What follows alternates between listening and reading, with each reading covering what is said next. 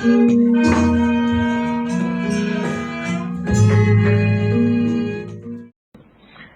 mau tanya, bagaimana membuktikan kalau teknik hipnotis regresi itu benar-benar? Padahal orang awam seperti kita tidak pernah tahu apa masa lalu kita.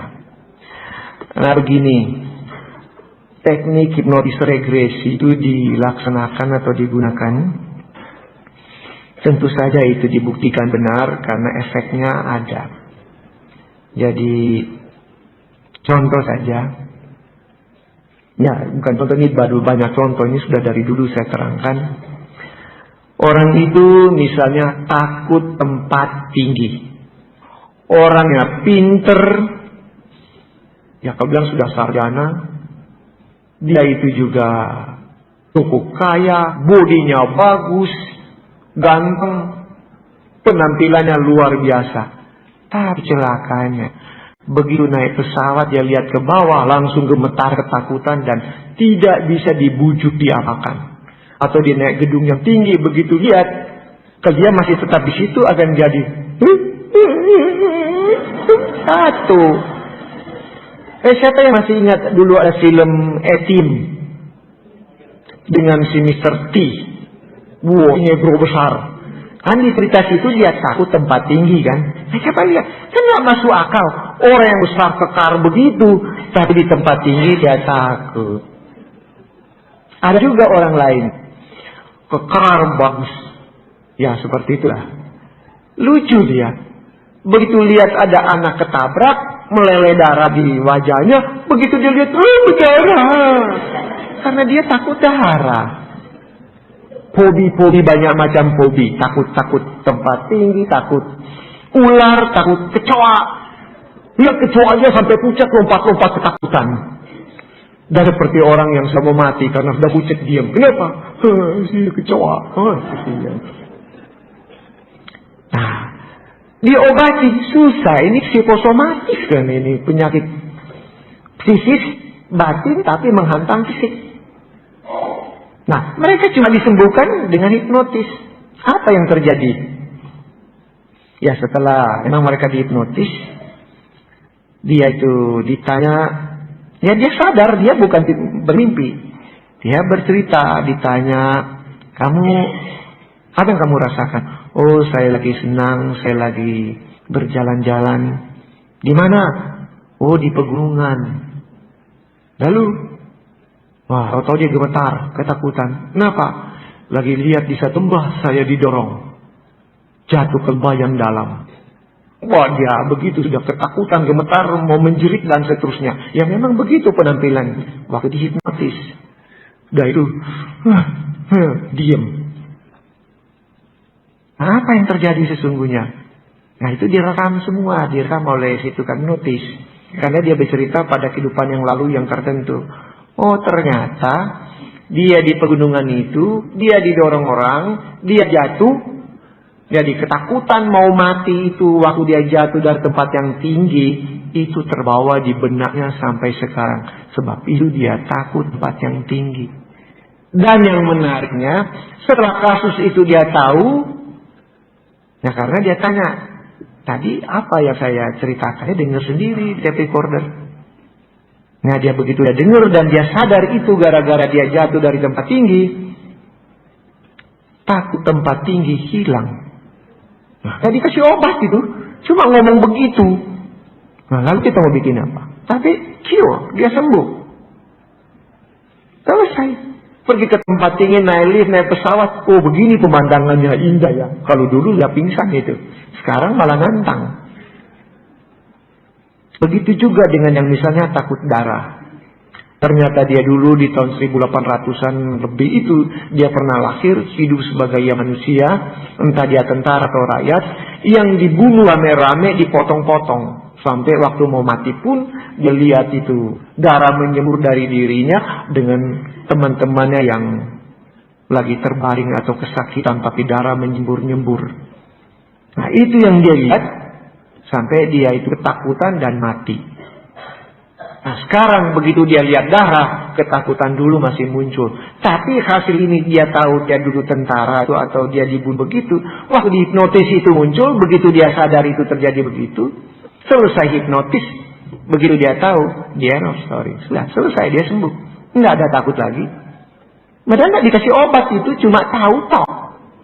Jadi kalau dipikir-pikir, di batin kita ini apa yang salah itu? Tapi itu terjawab, selesai. Ada orang yang takut ular. Kalau lihat ular walaupun di kaca yang tebal atau di kandang yang tidak mungkin dia lepas, begitu lihat ular, pingsan. Nah setelah dihipnotis, oh ternyata dia pernah dihukum, dimasukkan ke dalam satu ruangan, tapi dari atas dia diikat di kaki, lalu dimasukkan pelan-pelan di ruangan yang banyak ular. Nah ular sudah dibikin lapar memang. Jadi pelan-pelan dia turun, kepala di bawah lagi, ular lompat-lompat. Sampai akhirnya ada ular datang gigit di pipinya, nggak lepas dan beracun. Ular lain datang lagi ke bawah terus, digigit ular dia.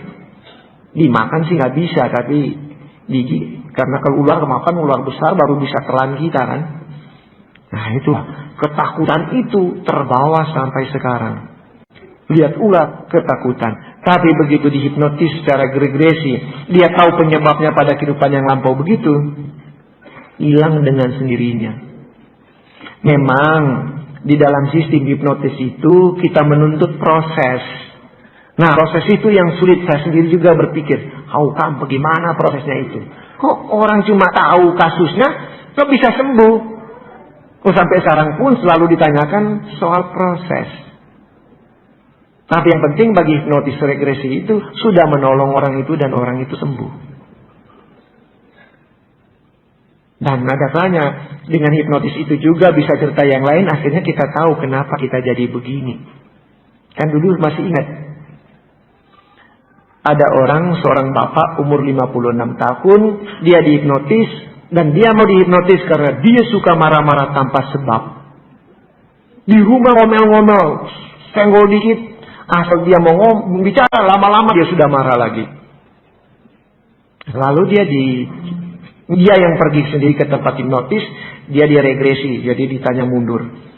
Umur 10 tahun lalu apa dan seterusnya, nggak ada jawaban selama dia hidup. Tapi si penanya kebablasan, sengaja dia tanya, 56 3 bulan yang lalu kamu di mana? Nah, padahal umurnya 56 tahun. Nah, dia jawab, dari mana kalau begitu?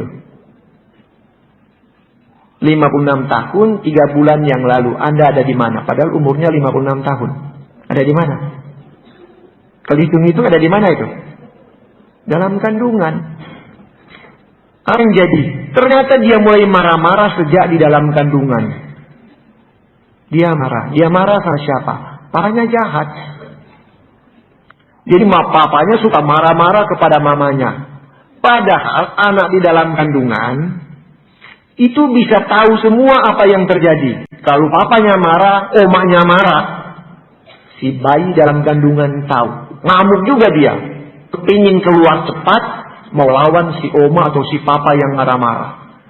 Jadi kalau istri lagi hamil, bapak-bapak atau calon bapak-bapak di sini lebih baik diem, jangan macam-macam. Si anak cuma paling suka kalau si papa itu sayang-sayang mamanya, dia tenang. Tapi kalau papa marah-marah atau orang lingkungan marah-marah mamanya, dia ngamuk. Dia nggak senang. Sampai dia paling marah papanya, sudah jahat sama mama, masih ganggu-ganggu dia di dalam kandungan. Apa? Datang nyenggol-nyenggol dia. Jangan tanya pakai apa. Nah itu yang dia paling marah. Sudah jahat sama mama, masih nyenggol-nyenggol gua. Dan yang terakhir yang dia paling marah, sebelum dia lahir, dia marah, dia disenggol. Nah waktu itu dia dihipnotis ya. Nah, dia tanya kembali, apa sih yang saya omongin? Nah dengar di tape recorder, dia catat kapan dia terakhir kali disenggol dalam kandungan. Nah dia umur 56 tahun, mamanya sekitar 70-an lebih lah. Papanya sudah lama meninggal. Dia datang ke mama, senyum-senyum sih datang ke mama, cerita-cerita panjang lebar yang lain-lain. Akhirnya the point, mama, waktu saya di dalam kandungan mama, Terakhir kali sebelum saya lahir, papa minta, ya minta itulah, make love. Kapan mah? Mamanya langsung ngomel, papa kamu keterlaluan. Datang langsung minta, padahal kan saya lagi bawa genderang besar, kamu itu di dalam. Tapi kan mama kasih kan. Saya baca buku itu tertawa. Kalau nggak kasih, lalu dia minta sama tetangga gimana? Kan repot. Gimana Bu? Kasih nggak ya? Nah, kalau ibu ini bilang enggak, kalau dia minta sama tetangga, ya udahlah, kalau kamu nggak kasih, saya pergi ke sama tetangga di sebelah. Kan repot. Nah, tapi si ibu kasih. Kapan itu? Ya, kira-kira 3 jam sebelum kamu lahir. Gila juga lagi itu. Ya, dibilang juga. Tapi si anak tertawa, diambil catatannya. Ma, bener ma. Kenapa kamu tahu? Begini, dia ceritakan kenapa dia tahu. Karena dia dihipnotis. Dan sesudah itu memang hilang itu marah-marah. Dia aja menjadi bapak yang baik. Jadi mau membuktikan hipnotis itu benar atau tidak, ya kita lihat hasilnya, efeknya. Kalau cuma cerita tentang hipnotis ini, ada banyak buku bahas tentang itu.